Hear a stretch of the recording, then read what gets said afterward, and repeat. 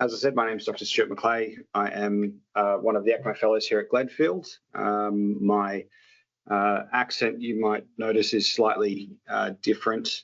So I am from Australia. I usually live in Perth in Western Australia, where there is about 300 days of sunshine a year, and not too much in between to interrupt it. So as you can imagine, this has been a bit of a shock for me moving over here into the current situation, although thankfully the sun has remembered how to shine today, which is lovely. I am an emergency physician consultant back home, and I finished my intensive care consultant exams in 2024, after which I decided to look a bit further abroad for an interesting fellowship, and thankfully found Dr. Vasilios Zokios and the ECMO team here at Glenfield. So I've been here since about August last year, and it has been very enjoyable so far. So thank you very much for giving me the opportunity to present. I want to talk to you about ARDS, and we're going to sort of just take a brief wander through ARDS, and we're going to talk about how conventional management gets applied, how it fails, and how we can transition to care for patients using extracorporeal life support. Spoiler alert, the extracorporeal life support bit is actually pretty short because all the other stuff is what actually matters.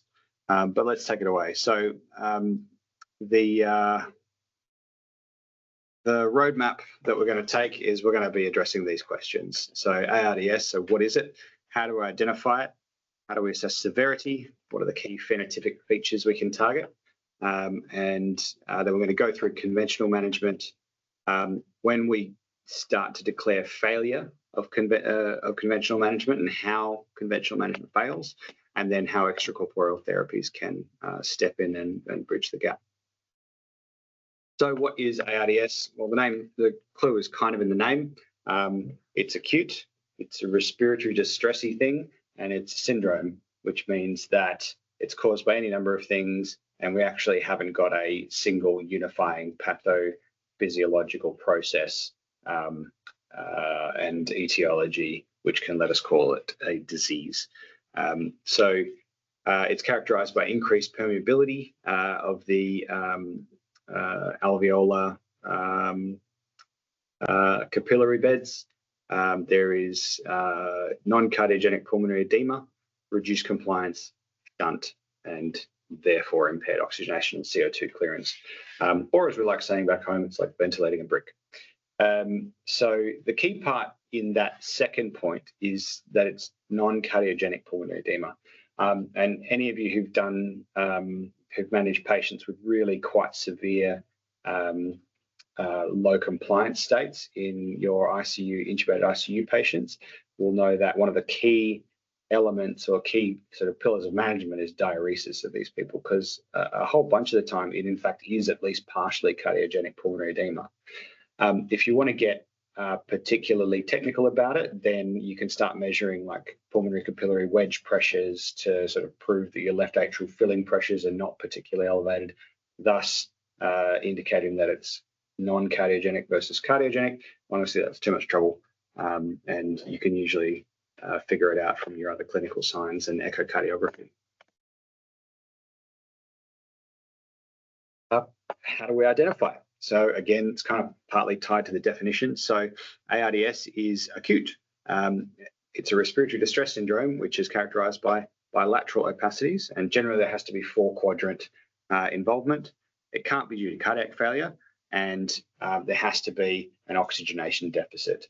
And there's various sort of prerequisites for that oxygenation deficit to be considered valid, like your PEEP has to be at least 5, because otherwise you're not adequately recruiting. Or if you're on high flow, you have to be getting at least 30 litres for us to be able to consider using oxygenation criteria to define it. In decades past, we used to call it acute lung injury, and then mild ARDS and severe ARDS or something like that. And in 2012, we moved to a new definition called the Berlin definition, which did away with the term called acute lung injury and basically just stratified ARDS into mild, moderate, and severe, which is much easier to remember. And I'm sorry to tell you, but your units that you use for gas exchanger are wrong here, because the Berlin definition uses really nice, easy units of a PF ratio less than 300, less than 200, and less than 100. But using your kilopascal units, it's less than 40, less than 26.6, and less than 13.3, which, come on, that's like self-explanatory. Full disclosure, I like millimeters of mercury. So anyway, the Berlin definition helpfully set out thresholds for classification, which has been more of use in the respiratory setting, the research setting, rather than the clinical setting, because we know we can either oxygenate someone or we can't. And that's kind of, the point where we get to when we can no longer get adequate oxygenation. Even while doing everything, we're not, it doesn't matter whether they have been mild or are now severe or whatever. If we can't oxygenate them, we can't oxygenate them, and that usually means they're severe. In 2024, there was an update to the Berlin definition, which sort of after all the COVID stuff, we realized that people were having ARDS-like syndromes, but some of them weren't ever getting intubated, or some of them weren't getting intubated until very much later. And it was necessary to develop a way to talk about these people, because they did have ARDS, but they weren't yet intubated, in a meaningful way that sort of translated across disciplines and across units. And so the global definition proposed in 2024 updated the Berlin definition. It largely left the Berlin definition unchanged, but updated it to include things like high flow nasal prong criteria, and some non-invasive ventilation criteria, which help us, I think, just help broaden the applicability of the definition, again, for both clinical utility and research purposes.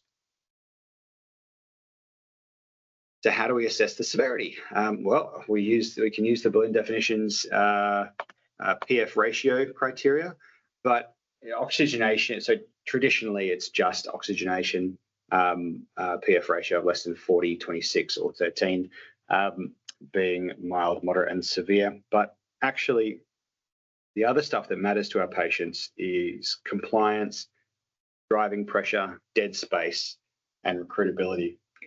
And a newer concept that's cropping up, thanks to Gattinoni and colleagues, is a concept called mechanical power. And the reason I talk about these things is because while our definition is oxygen exchange based, all the other stuff is actually demonstrated to make a difference, or at least have some effect on mortality. In particular, driving pressure. Right, so driving pressure. So first we had the ARDS-NET trial, which was like tidal volume. Tidal volume is key. So low tidal volume ventilation is where it's at. And then the Amato reinterpretation, or the Amato sort of review of the ARDS-NET data, showed us that actually an even stronger signal from that, and again, this is all associations, but an even stronger signal was to do with driving pressure, which, as you guys will know, is the plateau pressure minus the peak.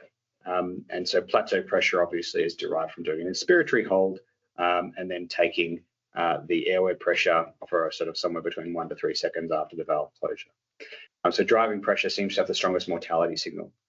But when we're talking about how severe our gas exchange is, it also depends on things like how much lung you can recruit. So we can use imaging to detect that. Also, we can use maneuvers, and how much dead space we're ventilating, because we can have really compliant sort of bronchi, but if we've got no perfusion to the alveolar beds, or if we've got alveolar obstruction and just lots of dead space ventilation, our CO2 is going to be unmanageable, even if our lung compliance is not that bad. So there's a lot of things which make a difference. If anyone wants to hear more about mechanical power, I can talk about it later, but it's not a core part of this talk. I like the word pathophenotypic because it kind of it helps to describe the what's actually going wrong in the way that we can target. So the things that we want to look at are the features of ARDS that we can actually do something about, because remember, it's a syndrome and not a disease, is first of all recruitability. So there are some sections of lung in ARDS which are non-recruitable, and there's some sections which are recruitable. And that definition basically just means that if you apply extra PEEP or a recruitment maneuver, do you get more alveoli to participate in gas exchange? And that might be just a bit of additional PEEP in time. That might be doing a maneuver, which we don't really tend to do anymore after FARLAP and the ART trial. Or it might be something like positioning, like lateral positioning or proning, because as soon as you can get the fluid out of those alveoli and increase the airflow to those alveoli, they may become recruitable. That's a key reason why proning works, is because often there's a lot of recruitable lung at the back. We just can't do anything about it with conventional positional ventilation. The way you tell whether some lung's recruitable based on your ventilator itself is you can actually look at the pressure flow, pressure volume loops on your ventilator. And if you increase you want to optimize your PEEP to maintain your maximum recruitable lung, right? But what you can do is you can actually look at the, if you look at the hysteresis of the curve, it goes across and up and across and down. That part where you're going across before you go up, right? That's increasing pressure without increasing volume, right? That's an opportunity to optimize your PEEP. So if you can bring your PEEP further along so that when you apply pressure, it just starts to go up, right? Then your PEEP is more optimized, your recruitment is optimized, and your patient will have better gas exchange. Another pathophenotypic feature we can do something about, or at least we can target with interventions, is the inflammatory state. So patients who are in the exudative phase of ARDS, rather than the fibrotic stage, are hyperinflammatory, right? And so that means the immune system's going nuts. All the sort of extra lymphocytes, macrophages, and everything are getting in there and really trying to, do as much damage to the invading pathogen as possible. In the meantime, shredding the lungs as they do it. And that's where the rationale for something like steroids comes in, because if you have inflammation and that causes scarring, we stop inflammation and then the scarring won't happen. Great theory. Sometimes it works, sometimes it doesn't. Depends on actually what's driving the inflammation. If you're hyperinflammatory because of infection, then obviously treat the infection, right? The hyperinflammatory state will go down. Sometimes you have hypoinflammatory is not a very common problem in ARDS, but theoretically with immune compromise, you can get lung destruction without adequate inflammatory response, and you need to keep an eye on those immunocompromised patients. Pathophenotypic features like the respiratory drive and RV strain are inherently related, but we're going to talk about them separately for a second. So high respiratory drive, which I'll touch on more in a couple of slides, is actually really bad for patients. We think that they're doing a really good job, they're breathing as much or as fast as they like, but actually, in fact, patients can cause themselves increased lung inflammation and lung injury with an inappropriately high respiratory drive.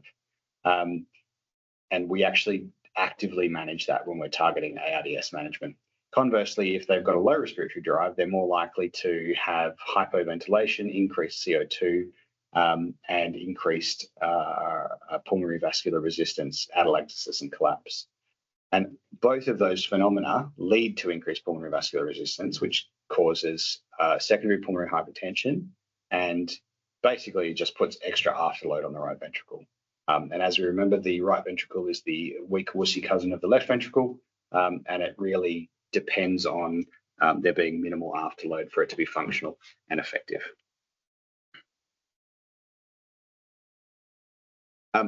So the core principle of maintaining gas exchange, of conventional management, is maintaining gas exchange without causing injury. Okay, and that actually is a fairly multifaceted approach. So in the pre-intubation phase, how do we maintain gas exchange without causing injury? We give adequate respiratory support as much as we can. So high flow nasal oxygen is preferred per the ESICM guidelines, and NIV can help in selected patients. The reason why these things help is they maintain a degree of PEEP, which reduces the amount of extra effort that the patient has to put in to maintain recruitment and oxygenation. It reduces the risk of hypoxia during intubation. It also reduces the risk of atelectasis and collapse during intubation. So if we don't have to crash intubate someone who's deteriorating with ARDS, we're much better to try and delay it, do a bit of recruitment, pre-oxygenate, get the CO2 down, and do it safely and carefully. And P-silly is a very important thing. It sounds kind of silly, haha, but it's actually an increasingly recognized phenomenon which is associated with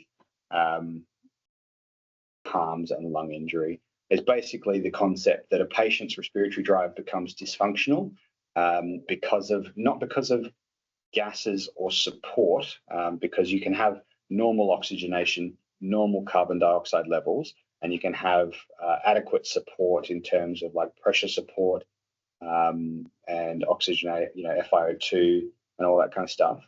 But a patient will still try to breathe really fast because the acute inflammation in the lung parenchyma is actually driving a rapid respiratory rate and high effort.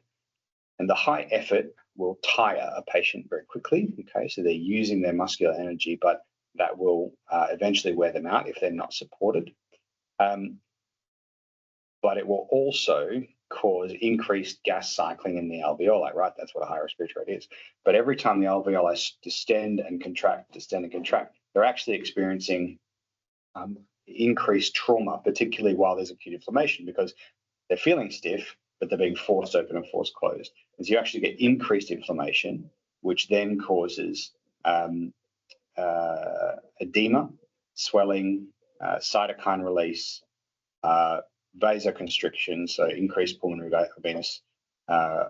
vascular resistance, which then causes RV afterload, acute RV failure or RV injury, and it's kind of like a spiral towards doom. So P-silly is actually a very important thing that's really quite under-recognized in the current sort of critical care context.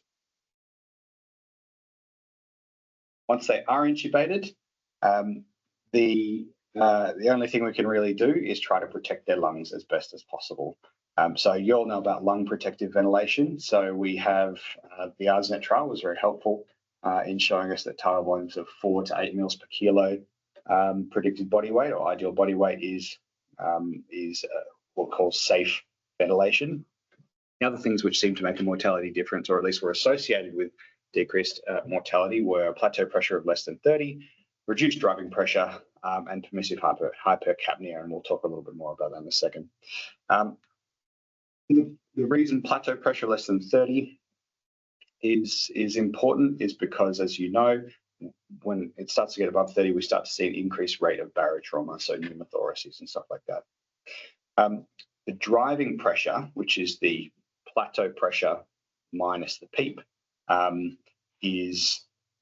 seems to be even more associated with mortality, or excess driving pressure is associated with mortality more strongly than the tidal volume itself. And that indicates that basically the difference that you have in pressure between what's at end expiration and what's kind of on average the kind of pressure that gets distributed through the lungs, that's actually the pressure which makes more difference. And it's not to do with pneumothorax risk or barotrauma. It's actually to do with biotrauma and those distending forces causing a release of inflammatory cytokines within the alveoli. There's been a few studies done on exactly what driving pressure seems to be the threshold, and they think around 18 centimeters of water is somewhere where the inflection point starts to rise. So after 18 centimeters of water, I think 15 in the old money, but if previously, but some of the newer stuff suggests maybe closer to 18. But after that point, your mortality starts to rise more rapidly in those patients who have ARDS and are ventilated. So we try to, along with keeping our plateau pressure less than 30, we also try to keep our driving pressure less than 15 to 18. How do we achieve that? Well, first of all, we can reduce top pressure, right? So we reduce our plateau pressure. But the other way we achieve that is we actually increase our PEEP. And so while it, and that's increasing PEEP without changing the top pressure. So it actually reduces that pressure in the middle. Now you may get smaller tidal volumes, right? But one of the key part of that intervention is reducing the driving pressure. And with that, because you're going to reduce your tidal volumes, you're going to have to accept a degree of permissive hypocapnia. Now, we just finished talking about RV afterload, right? Permissive hypocapnia can be a problem because it directly affects RV contractility and RV afterload. So if you do have hypocapnia and you have an RV that's a bit vulnerable, you can actually cause RV injury with hypocapnia. So it's a little bit of a paradox. Like, how do I reduce driving pressure but not let the CO2 rise too much? Because then the RV will start to fail on me, and then you'll get, hypotensive and RV dysfunction and blah, blah, blah. So it's appropriate in many patients, but you must be wary to watch for signs of RV dysfunction or failure to avoid complications of that permissive hypocapnia. Just remember, you're ventilating a baby lung, not a normal lung. So our PEEP strategy. So this is really important in terms of ARDS. So the PEEP, it doesn't technically recruit any lung, right? But it does prevent de-recruitment. Okay, so PEEP maintains your recruitment. So if you've changed position, prone position, done a recruitment maneuver, whatever, the PEEP is key to making sure that the recruited alveoli actually stay in play. So low PEEP bad, high PEEP good, yeah? Mostly. So the problem with PEEP is that it's applied to the alveoli, which just so happen to be in close approximation with the alveolar capillary bed. And they also are in close approximation with each other. So high PEEP is good, but past a point, what you'll actually start to see is if the pressure in the alveoli starts to exceed the pressure in the alveolar capillary beds, you'll actually potentially start to see some pressure effect on the alveolar capillary bed and increased pulmonary vascular resistance purely because you're just blowing them too hard. The other problem with increased alveolar pressure is that they may not all distend at the same rate. So some alveoli might distend a bit more than others. And what you can get is you can actually get this thing called pendulum ventilation, where the smaller alveoli have a higher wall tension, and so they collapse and they actually overinflate the bigger ones. And so you can get this kind of alveolar overdistension, which also doesn't help, because just because an alveoli is bigger, it's only got the same number of capillaries. It's not going to do any more gas exchange, but it is taking away partial pressure of gas from those those other alveoli that also have the same number of capillaries around them, but aren't getting as much air supply.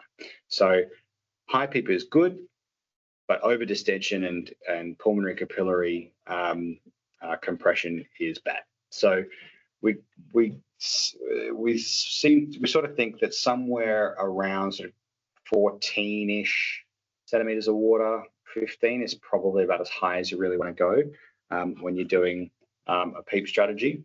Obviously, that is not entirely consistent with something like APRV, where we set the PEEP at 30 and then just dip it from every now and then. APRV is a bit of a special case. But in general, when we're trying to do maintenance of recruitment for alveoli, we want to use an adequate PEEP, but not too high. My go-to is usually somewhere around 10 to 12 for the really sick ones. Prone positioning has some of the strongest evidence behind it in terms of conventional management of ARDS. You cannot manage ARDS if you're not ready to prone. So the PROCEIVA trial, it's one of my favorite ICU trials because they showed such a strong effect that it's literally unethical to study it anymore, because we know the answer. The answer is that proning works. The indication for proning is that you have ARDS, right, or other sort of hypoxic compromise, and that your PF ratio is somewhere less than about 20. That threshold is more taken from the older definition, like the pre-Berlin definition, but in the sensible measurement, it's less than a PF ratio of 150 millimeters of mercury, but in UK terms, it's less than 20. But is very effective. And as soon as you prone someone, you have multiple effects on the body, on the VQ matching and shunt, which is that, first of all, you centralize blood volume, right? So if there was a problem with sort of flow starvation or sort of shunting elsewhere, you will get more central venous return. Secondly, and this is what most people understand, is that you improve the VQ matching, right? Which is that you have the west zones of the lung, which are, as you know, when you're erect, zone 1, 2, 3, lowest blood flow, highest airflow, middle, other way around. And when you're supine, the anterior part of your lungs become west zone 1, right? With the highest airflow, lowest blood flow, but they're actually tiny. And the posterior parts of your lungs, west zone, will become west zone 3, and they're massive. And so while there's a certain amount of gravity dependence when it comes to the direction of pulmonary blood flow, what we actually see is that most of the air is still not really getting to the adequately blood supplied bits. But those big posterior sections in ARDS are usually compressed from lungs and heart above being heavy and sort of waterlogged and inflamed. And they're also the location where all the secretions will pool. And so aside from being inflamed and swollen, they're also just blocked. So one of the best things we can do for our ARDS patients is to prone them. We put the largest sections of the lung upwards, so they're most likely to drain fluid and get air. And because anatomically speaking, you can't actually starve a location of blood supply that much, even though they'll be getting less blood flow than they would have as if they were supine, they'll still get a degree of blood flow, and any reduction in blood flow will be mitigated by reduction in pulmonary vascular resistance to that section of lung, because as soon as you start to aerate those posterior alveoli in the prone position, their pulmonary vascular resistance will actually go down. So you will preferentially get diversion of blood flow to those posterior segments because of the increase in oxygenation to your alveoli, and therefore the decrease in local pulmonary vascular resistance. So proning is gold. Do it all the time, every time.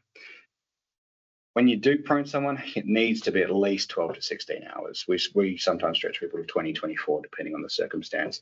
And in a number of cases with the ECMO referrals that we receive, it's the case where they're worried that the patient's too sick to prone. Most of the time, they're not. Most of the time, the patient is very sick, right? But the only way out of things is you actually need to prone. In rare circumstances, severe hemodynamic disturbance can prevent you proning, and that is like genuine. If they arrest when you prone them, that's generally regarded as a bad sign. And so if they're on, like quad strength NORAD or, heaps of inotropes or whatever, and they're very, very unstable and brittle when you even just move them a little bit, fair enough, don't prone. That's one of the situations where we'll eventually get into providing extracorporeal support. Neuromuscular blockade is another conventional therapy. ESICM says not routinely, but honestly, in most cases, we'll at least try it. It can make things worse, and there's good evidence to show that for some people, it will make them fall in a big hole, because natural ventilation mechanics are that your alveoli, bronchioles, that kind of stuff, are pulled apart by negative pressure ventilation, or at least the thoracic wall moving outwards and the soft tissue, the smooth muscle contracting, and things just trying to open up. Whereas if you paralyze them, everything just turns into a big lump, and you're now having to forcefully ventilate every inch of their lungs. So for some people, the extra kind of recruitment and compliance that you'll lose by paralyzing them will make you fall in a big hole, and you can't really tell until you do it. So it's a little bit of a gamble.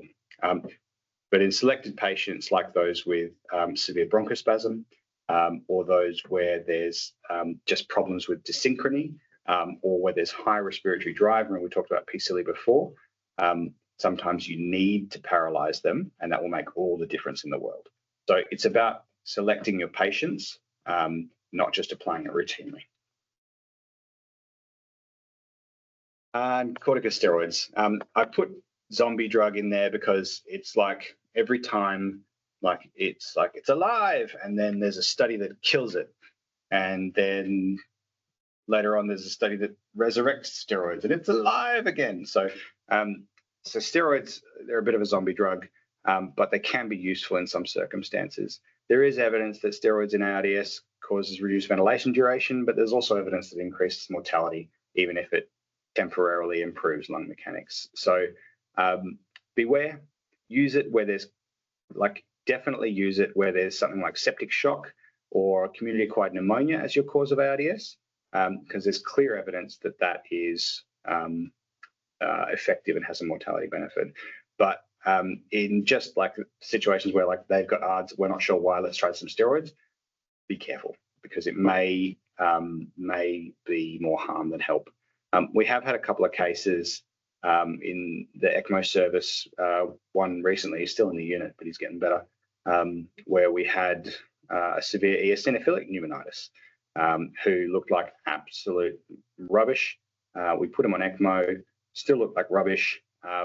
We knew he was eosinophilic and he'd been on low-dose steroids for a while, but nobody had pulsed him. So we gave him some methylprednisolone, 3 days worth of pulsing, and it was like magic. He just got better because the etiology of his ARDS was autoimmune or inflammatory. And there's been other cases where we've had patients with ENA-related autoimmune conditions being refractory to all treatment, but responding really well to steroids. So they are an option, but you have to individualize your treatment, and you have to be aware of which patients you're giving them to. So now that we've talked about all that stuff, what about thresholds for failure? When is conventional management failing? Well, somewhere around when you transition to the severe ARDS category, i.e. a PF ratio of less than, so around 10 to 13. To be honest, we will not generally take anyone for ECMO, but for oxygenation, unless their PF ratio is like 7 or 6. So it's like they have to be really, really bad, because even people with moderate to severe, with sort of moderate hypoxia, if they're manageable with that, will still do just fine. Like you just get a little bit hypoxic for a while. It's not the same as a cardiac arrest or anything. They seem to wake up fine. But we need to be aware that if our PF ratio starts to fall into that severe category, we need to start worrying, or not worrying, but we need to start planning for what the next step is. pH less than 7.25 caused by hypercapnia is a sign of us, despite optimal therapies, is a sign that we're sort of failing to achieve what we need to. Unsafe ventilator settings required to achieve those normal numbers, that is high driving pressure, high tidal volumes, high plateau pressures, all that stuff we talked about before, and escalating hemodynamic compromise. Basically, all these signs that what we're doing is either causing damage or just not enough to get the patient to stay safe. And why does it fail? Well, basically a number of reasons, but summarized into there's refractory shunt. So we have blood flow that is we're failure of pulmonary hypoxic vasoconstriction. So we have blood flow that goes to those areas that just aren't ventilated, and it comes out just as hypoxic as it went in. And we've done PEEP, we've proned them, and it's just ineffective. We've lost our recruitable lung. We've tried proning. We've tried high PEEP strategies. Higher pressures aren't helping us. We've got excess respiratory drive. We're causing PCILI. The transpulmonary pressures are starting to become injurious. We've got signs of RV failure.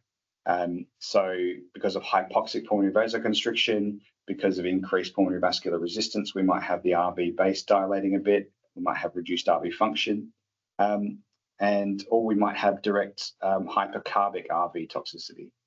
And we're getting dead space ventilation, CO2 clearance failure, all of that kind of stuff. So for all of these reasons, conventional management can fail. And in those circumstances, we need to move on to ECMO. And why ECMO? Because ECMO decouples gas exchange from the cardiopulmonary mechanics. Basically, we can do all the lung stuff, but without having to thrash the lungs or the heart. So there are a couple of different modalities. So obviously, you know, respiratory ECMO is VV ECMO, and we tend to use, not always, we tend to use a dual lumen cannula in the jugular. So basically, it's got a drainage and a return cannula. And what you'll see is the blood coming out of the drainage cannula looking, you know, dark and kind of a bit grotty, goes through the pump, goes through the oxygenator, comes back looking bright red, and you've got a nice color difference for your patient. The oxygen goes in usually with a PaO2 of somewhere around 40. So there's a really high amount of oxygen in that, but it gets distributed through the pulmonary circulation. There'll even be some reverse gas transfer of oxygen back out into the air from the pulmonary vasculature, and then delivery to the rest of the body. The reason why VV ECMO is useful is because we can take a patient with severe refractory hypoxemia or hypercapnic acidosis, and we can just turn off all the therapies that are damaging their lungs to try and mitigate that stuff. So a patient who is on super high ventilator pressures, needing high vasopressor inotrope requirements, all of that kind of stuff is when you put one ECMO, what you see is their blood pressure well, initially it'll drop because of vasoactive effects, but blood pressure will basically start climbing, the sats will start climbing, everything. You have to like turn down the NORAD, you know, and they basically just go from looking blue to looking nice and pink, and everything kind of settles down. You turn down the ventilator, and they get tidal volumes of 50 mils, and that's okay because that's not the problem anymore. In other circumstances, such as where we've got cardiogenic shock or severe RV failure, we might use VA ECMO. Now, this in the mix of ARDS, right? It's unusual for us to just do VA ECMO. It is an option, but often what you find is when there's severe enough cardiogenic shock, you need to do a hybrid mode, which we'll talk more about later.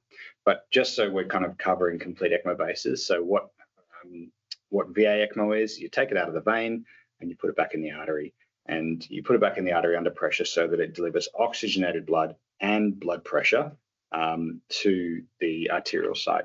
Usually we do it in a fem-fem configuration, so take it out of one femoral vein and put it into the other leg's femoral artery, and that will support both the heart and the lungs.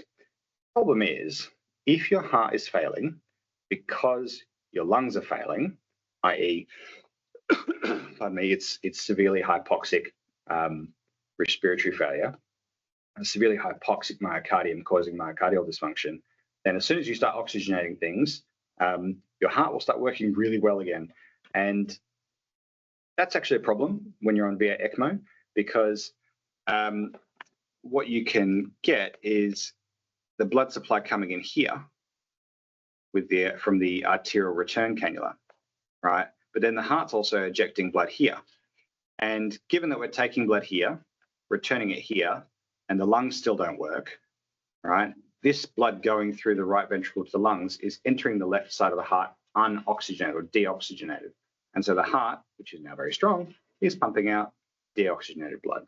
And you guys will probably know that there's a syndrome associated with that called north-south syndrome, which when it's respiratory failure causing heart failure is a big pain in the bum. We get deoxygenated blood hitting the right into the innominate artery, right? The right arm and the right carotid artery, then the left carotid artery, and then the left subclavian artery. And depending on how strong the heart is versus how strong the ECMO flow is, the mixing point will be somewhere around here. And you can actually tell where the mixing point is by which side is blue and which side is not. For that reason, in VA ECMO patients, we always have a right radial arterial line because that's the earliest exit from the aorta, from the heart. but it is a problem. And when we do get that problem, you essentially need to reconfigure them. There's sort of, medical therapies you can try, but none of it works. You just got to reconfigure them. And you reconfigure them to VAV ECMO. And there's all sorts of sort of hybrid ways, but VAV is where you take it out from the venous circulation and you put it back into, oops, sorry, that's the wrong diagram. And you put it back into the arterial side and the venous side. So if you can imagine, no, I don't imagine, I'm going to draw it. So the oxygenated exit is split here, and you get more. Oh, that actually looks really pretty. And you get more blood going out into the venous side, and so then the heart is also supplied from the left atrium and pulmonary veins with oxygenated blood. So all of a sudden, you will stop getting that mixing point. Well, you will have a mixing point, but there'll be oxygenated blood on both ends. So your SATs will be good in your brain, your SATs will be good in your abdominal organs, and all will be well. Unfortunately, there are loads of other complications, but we won't talk about that right now. And there are other weird and wonderful combinations. So you got regular VV, you can do VVV, VVVA, VV and VA, right? Just to run you through. So this one, usually before the dash is the drainage, and after the dash is the return. So VV means we've got 2 venous drainages and 1 venous return. Now that can be because there are limitations in the sizes of the anatomy of the venous side, where you need 2 smaller drains to cope with the patient's requirements for flow. There's more drains equals more flow. And this one is VVVA, where it's 2 venous drains, 1 venous return and 1 arterial return. And that's sort of, honestly, mostly it's just VVA. This VVVA thing is nonsense. And then sometimes, depending on the patient's requirements, people have run 2 separate ECMO circuits. So 1 VV and 1 VA ECMO circuit, because the patient has very severe right heart dysfunction and left heart dysfunction and lung dysfunction. There's lots of fun ways to do it. One of the niche ways, which we're actually doing a lot of here in Glenfield, is called VP ECMO. And so you can see it in here, which is, this is venopulmonary ECMO. So it's a VV cannula, right, dual lumen cannula, but instead of just sitting here across the RA, it goes like a PA catheter. So it goes in through the tricuspid, up through the pulmonary artery, and it actually sits in the pulmonary arterial trunk there. And it takes blood from here, bypasses the RV, and squirts it out into the pulmonary arterial trunk. This one is particularly useful for those patients with ARDS who have acute, or what we call an RV injury, so right ventricle injury. And for those with acute RV injury, this is the most effective and most straightforward way to actually offload the RV whilst providing ECMO to support oxygenation.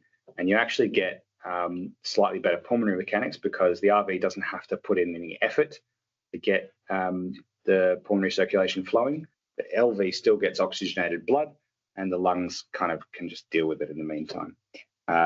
So you reduce RV distension, and you support the RV, and you support oxygenation. So this is kind of it's rare, but it's actually like relatively much more common in this center. The other kind of less common configuration is what's called ECOR, ECCO2R, which is extracorporeal CO2 removal. I'm not sure how that's going to go. It's in some centers it's all the rage. In other centers they've tried it, they don't like it. It's basically just ECMO with a lower flow that's purely designed to remove the CO2. So in patients like severe asthma, for example, it's less about ARDS, and I'm not sure whether it's going to sort of stick the landing as a therapy that stays, but it's interesting. Anyway, so that's all I want to talk about. So just in summary, so we've covered ARDS and how we add lung protection, prone positioning, adjuncts, how we recognize failure, and what prompts us to start and how we start extracorporeal life support. Thanks for listening. Have you got any questions?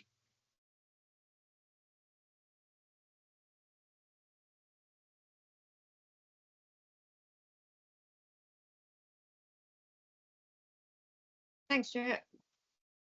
That was really comprehensive. We did do eCore as a trial at the Royal. I don't think it ever really caught on that well. 2019-ish. Yeah. It didn't go very well, and we stopped doing it. Yeah, similar experience in other places. And I know Prismaflex were trying to see if they could run an eCore setup off a dialysis catheter. But again, like I think the surface area of the membranes at that flow was just not enough. And yeah, it's kind of, I think it's a great idea, right? Like in theory, it's a great idea, but it's just the implementation isn't really working very well. Yeah, and it might be one of those things like, you know, with neurointervention thrombectomy catheters, like they went through a bunch of generations of product which were crap, and then they found one that worked, and like, oh boy, does it work now, right? Like, so it might be like that. Yeah, maybe. Cool. Thank you very much. Right. Hey, thanks heaps, folks. Thank you. All right, Jenny, I might actually sign off. I'm so sorry. I've got a couple of ECMO referrals that I've sort of.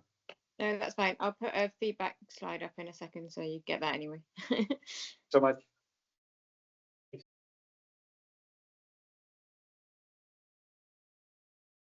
Afternoon, everyone. Thank you for being patient with me. My name is Jenny. I'm one of the ICMST4s over at Royal, and I'm just going to spend 10 minutes talking to you about the promising trial, which looked at proportional ventilation and minimising the duration of ventilation.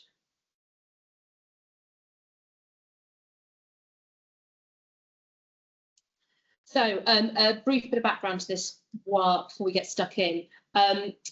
So the background to this is that the duration of mechanical ventilation is one of the main identifiable modifiable factors in the long-term functional outcomes of our ITU survivors. So it's one of the few notable things that we can do to try and impact how our patients are us.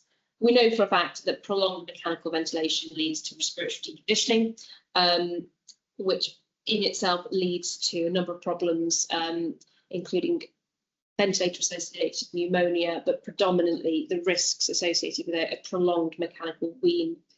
And some studies have shown a short-term benefits of PAV plus over pressure support ventilation. So just for those that aren't fully au fait with this as a mode of ventilation, pressure support ventilation, which I'm sure you're all familiar with, is the delivery of a fixed pressure with every patient initiated breath. So every time the patient triggers a breath, the machine will deliver a fixed pressure along with that. And while we are very familiar and we're very comfortable with that, one of the problems associated is it can lead to either an over assistance, so a delivery of too much pressure, or under assistance if it isn't quite enough. Work has been done looking into proportional assist ventilation, or PAV, which was looked at here with load adjustable gain factor, so PAV plus.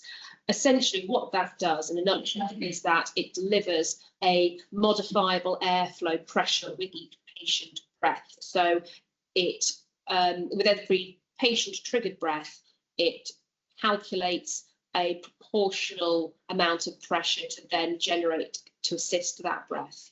So it means that every breath is going to receive a different amount of pressure support. And hypothetically, that can then normalise patient respiratory effort as it avoids either under or over delivering of pressure. Right, so the PROMIZING trial was a multi-centre, open-label, so non-blinded, randomised control trial looking at the use of PAV versus PSV in reducing the duration of ventilation whilst on ITU. Involved 573 patients who were randomised from 23 different centres across 7 countries. For all of those patients, they were either started on PAV or pressure support ventilation within 48 hours of mechanical ventilation for patients who looked like they were going to need ventilation for a period greater than 24 hours. So the primary outcome, looking at this is the time from randomisation to successful liberation from the ventilator, which they have measured as the time of extubation, or what they call final separation from the ventilator. Secondary outcomes, there were many, but predominantly looking at the time from randomisation to discharge alive from both ITU and hospital.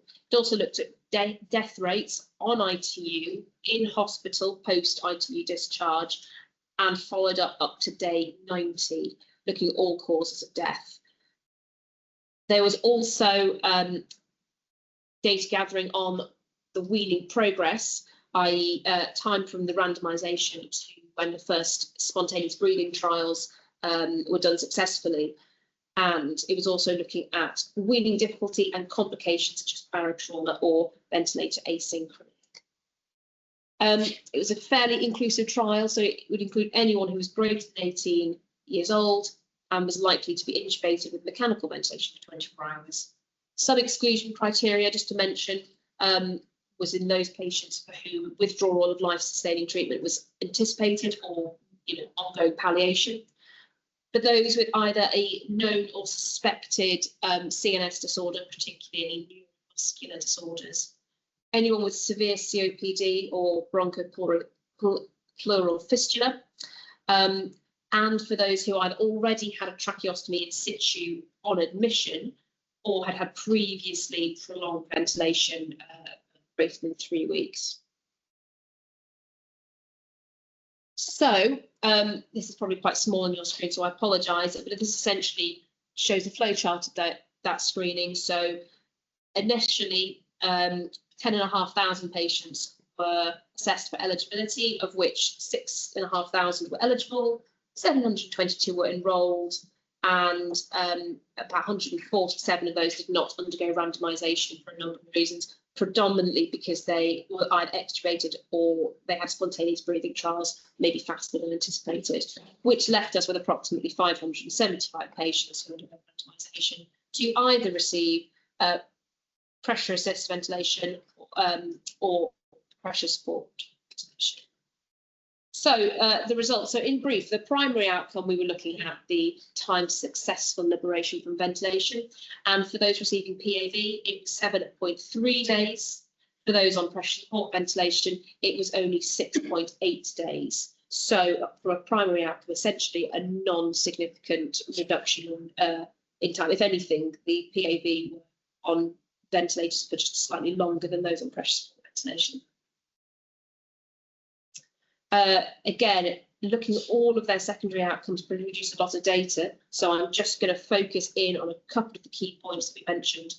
So, as we said, those who were on proportional assist ventilation, were successfully liberated in 7.3 days compared to 6.8.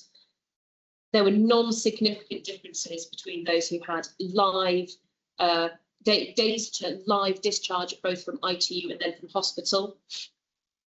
Equally, when looking at the deaths among these patient groups, there was very little difference in those that received either pressure support ventilation or proportional assist. So you can see that you're looking at a percentage of about 19.2% for the pressure proportional assist versus 18.5% for pressure support ventilation. For those that prefer a graph, you need statistics. Again, here we can see the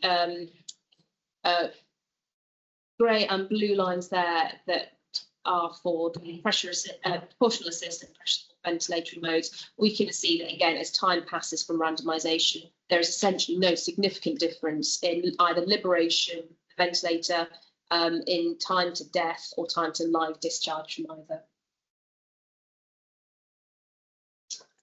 So as I've said in slightly fewer words, there was no significant difference found in either proportional assist ventilation or pressure support ventilation in time to extubation, in the duration that they were ventilated for, in how long they ultimately spent in intensive care, and what their overall mortality was. Serious adverse effects occurred in 31 individual proportional assist ventilatory patients versus 28. Serious adverse effects were listed as things like sepsis, notable barotrauma, cardiac arrest, other deterioration. There was a slightly lower rate of asynchrony, ventilator asynchrony in the proportional assist ventilatory patients, which matches what we know about that as a mode of ventilation. We do know that it is meant to help with asynchrony. So the conclusions that the authors drew were that while other meta-analyses have suggested that proportional assist ventilation can offer some lung protective ventilation strategies compared to just delivering pressure support, but that proportional assist ventilation did not lead to a shorter time to a successful liberation. So although there are some interesting thoughts about whether it's more physiological breathing and can help liberate from the ventilator faster, the evidence that these authors put together didn't actually show that. And all outcomes, including death, were very similar across both groups. So some critical points, just looking at the paper more widely then. It was a open label, i.e. a non-blinded trial, so there's risk of performance bias that comes with that. It's hard to know exactly how generalisable some of these findings are. There was no documentation directly about the degree of training that each centre had in use of PAV. Equally, it's not a mode that I think is either widely available or that we're all widely familiar with. So I don't know that it necessarily got widely adopted without a lot more training, a lot more support for the clinicians actually using this method. It was a fairly heterogeneous patient population, which does make it more difficult to identify any specific groups which may have actually benefited from PAV, particularly as we've excluded those with significant long-standing respiratory disease, those with neuromuscular disease, or those that we know are likely to be highly ventilator dependent. Some of the secondary outcomes were somewhat subjective, particularly methods like difficulty in weaning, or that. There was no particular adjustment made for the use of sedation with ventilation. Different centres were left to do very much what they were familiar with, and so we can't say certain whether different sedation practices will have had an impact on this.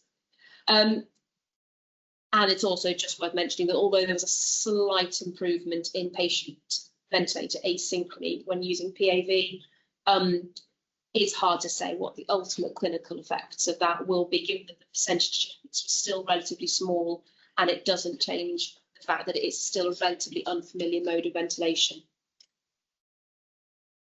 So my conclusion from this was that although it's a well-designed study that across multiple centres and had a decent patient population involved, PAV has not been shown to deliver either shorter ventilation time or faster discharges, despite the theoretical advantages of that mode. The wide inclusion criteria made it interesting. Does mean that we might have missed any benefit in specific groups. So it might be that more work would be beneficial in those cases to see if there's still a benefit to particular groups, particular pathologies. And equally, PAV or its variants is still not necessarily widely available, and experience its usability.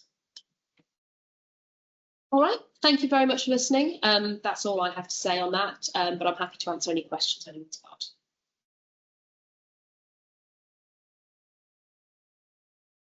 Anybody got any thoughts? Has anyone used it? Because I haven't. No, there's a lot of head shaking in the room here. I had to, full disclosure, I had to look up and do a lot of reading on this mode of ventilation before we started. Yeah. It's an interesting idea, but at least they explored if it's going to make any difference or not. It'll be interesting when AI comes into the ventilator, and then it will learn how the patient breathes and try to give them the support they need. You did say our barotrauma was less in the PAV. Yeah, shall I go, if I go back to Yeah, we did sort of put up a slide there. Yes, let's see, if I just go back to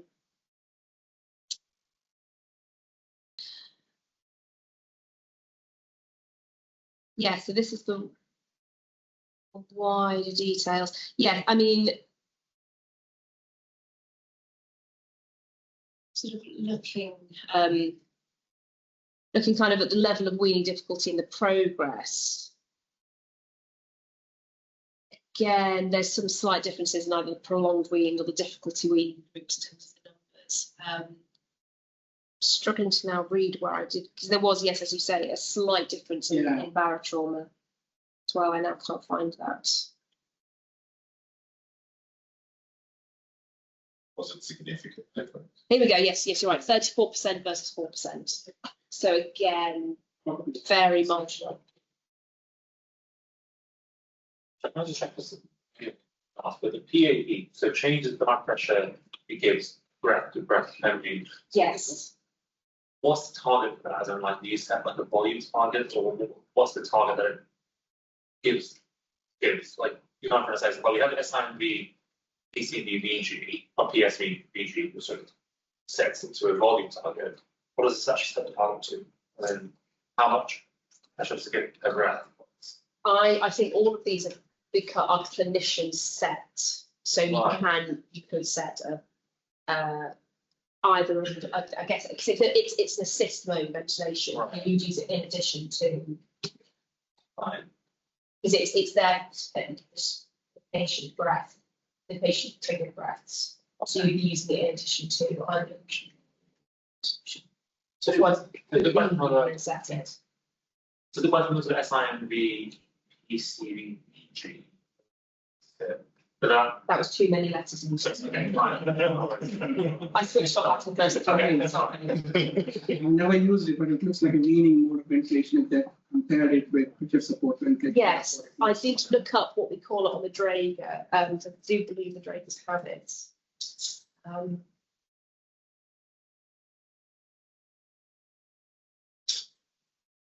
You can get them. I've forgotten what it's called, but that I was looking at doing it for our vents. You have to, they have to get more. They are capable of doing it. They just need an update. Yes. I can't remember what the mode's called. I don't. I think it is simply just called variable. That's right. Yeah. Like, so you have that, so like that's not very similar to this. I'll try. Okay, try. Yeah, I think on the Draegers it's called something like variable.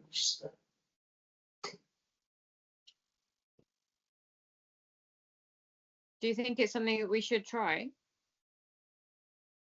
I don't think there's enough evidence that came out of this to suggest that it is better than what we are already comfortable and familiar with using. I think that's the issue, is that when you've got something that you know how to safely use and how to safely adapt to the patient's needs, I mean, I don't know, because if you don't try something new, we might not. We don't stand to gain. It certainly doesn't.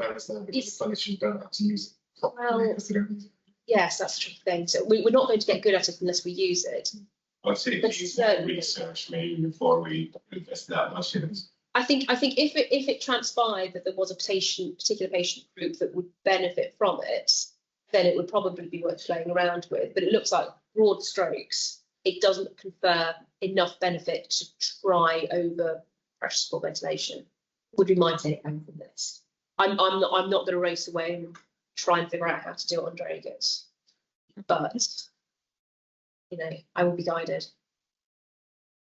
Fair enough. That was my query from the trial. Is it because people are less familiar with using it, so that it's not going as well? I mean, I think that definitely doesn't help.